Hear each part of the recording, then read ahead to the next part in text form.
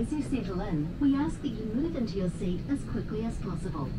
Place your smaller personal belongings underneath the seat in front of you. Good morning and welcome back to another video from Auckland, New Zealand.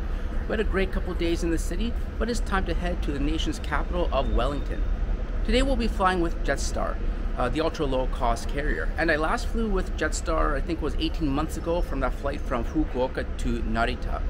And I remember at the time the check-in experience, the airport experience was a little mendokusai. So today we'll see how the main Jetstar brand compares to JetStar Japan. And it's a quick flight over to Wellington, I think an hour. And the flight's set to depart at 10:25. So come along, looks like it's going to be a great day as we go from A to B. We begin outside Britomart station in the central business district of Auckland on a very lovely late summer's day. The equally lovely railway station, housed in the former post office, opened in July 2003, and hints of the building's original purpose can still be found to this day. Getting to the airport takes about an hour, and a ride on the train from platform number 2 is the first step. We are now arriving at Papatoetoe. Please mind the gap between the train and the platform at this station. I thoroughly enjoyed my time in New Zealand and took in as many views as I could from various trains and planes during my time here. I enjoyed the design on some of the trains, a creative way to remind riders to be cautious around them. Arriving at Puinui Station, the next step is to jump on the bus for the last little bit. Since we're flying domestically today, we'll get off at that stop. If you are heading overseas, you can get off at the next stop or walk over, following that green line to the international terminal. It's not that far. Jetstar domestic check-in is located at the west end of the terminal. There are a few scales so you can check the weight of your bags, since that's a big thing when it comes to these ultra low cost carriers. My ticket included one checked bag, so it was only a matter of dropping it off and getting the boarding pass. Check-in was very quick and easy via the kiosk without any hassle. There are a few airport shops and eating establishments outside the security area, but nothing that particularly caught my eye, not even the McDonald's. So with a minimal line at security, I took the opportunity to jump to the other side. Alright, so the check-in for the Jetstar flight was a lot smoother than the first time. It was just a few minutes, printed out the boarding pass and dropped off the bags. Very smooth, only 5 minutes, and then through security it was equally as fast. So now we're on the gate side and off to gate 21. Today we're at gate 21, and here's our A320, which will take us to Wellington. Jetstar Airways carry-on bags in addition to the check bags, and this was done in the corner away from the gate, so there was no issue or confusion like I experienced in Fukuoka. There are a few shops throughout the terminal, and our flight ended up being delayed for about 20 minutes. Perfect amount of time to enjoy a morning cappuccino.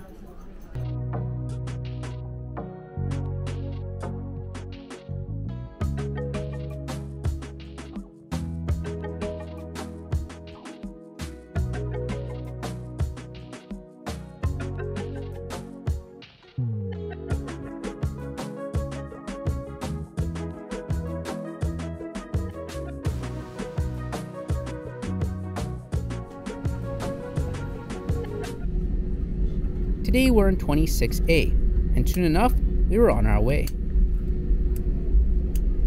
There are 53 A320s in the main Jetstar fleet, 28 more than Jetstar Japan. Each has 180 seats with 3 lavatories on board. Seats 1A, 1B, 1C, and rows 12 and 13 are marketed as extra legroom, and rows 2 to 5 are classified as up front.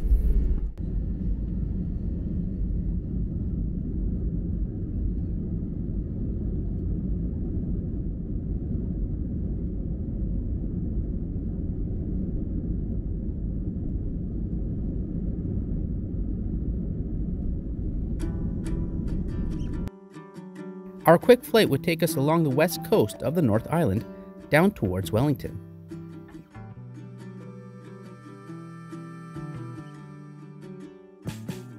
The cabin is laid out in the standard 3-3 seating configuration, with dark grey seats and the Jetstar orange accents throughout. Seats are 17.8 inches wide, and is a standard low-cost carrier seat, without an adjustable headrest and minimal recline. Seat back contains a coat hook off to the side, a literature pocket at the top, which has a safety card, the Inflight menu, and some beauty magazine, which I may or may not have looked at for educational purposes. Below is the tray table and net pocket, the latter of which you may not find on a JetStar Japan A320. Seat pitch is 27 inches, in line with other low-cost carriers, but note that there are no power outlets in the event that you are on a longer flight with this aircraft. But above you have access to the light and air control. JetStar Japan does not provide Wi-Fi on its aircraft, or any IFE beyond that magazine on their A320s. And I hope you're enjoying these recent videos from my trip to New Zealand. And if you are a new viewer, I invite you to subscribe, as there's plenty more trips coming your way. In fact, I actually just returned from Korea, so shortly I'll be posting a few videos from there.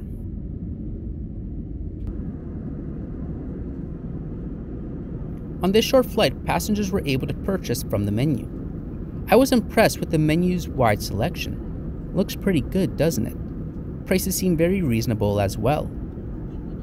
As you may expect, the menu is probably the biggest difference when compared to flying with JetStar Japan. I grabbed a banana bread and coffee for $8, one of those combo deals, and perfect for a flight of this length. Time to sit back and enjoy the wonderful views of the North Island.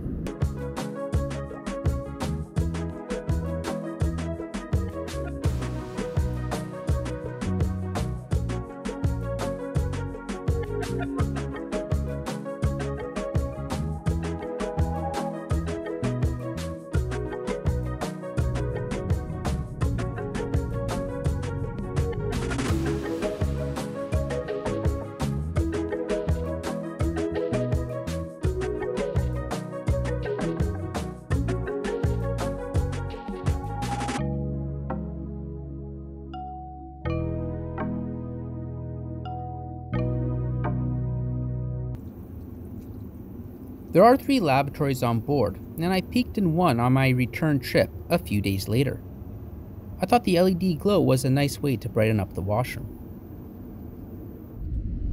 Jetstar, as an ultra-low-cost carrier, has an a la carte pricing scheme, where the base fare gets you just a seat and 7 kilos of carry-on. There are several bundles to choose from, and since I checked in luggage, I went with the Plus bundle. One last subtle difference between Jetstar and JetStar Japan is the type of points you can possibly earn if you go with the Plus or Max bundle. With Jetstar, you're limited to Qantas points or a voucher, whereas with JetStar Japan, you also have the option to earn miles with Japan Airlines or Emirates. Overall, it was a very nice flight, and when done right like today, an ultra-low-cost carrier can be a relaxing and enjoyable way to reach your destination.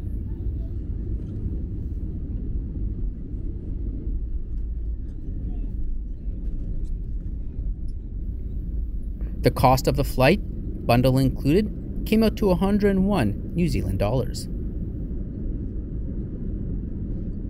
Alright, so that's my second Jetstar experience, and overall it was much better than my first one.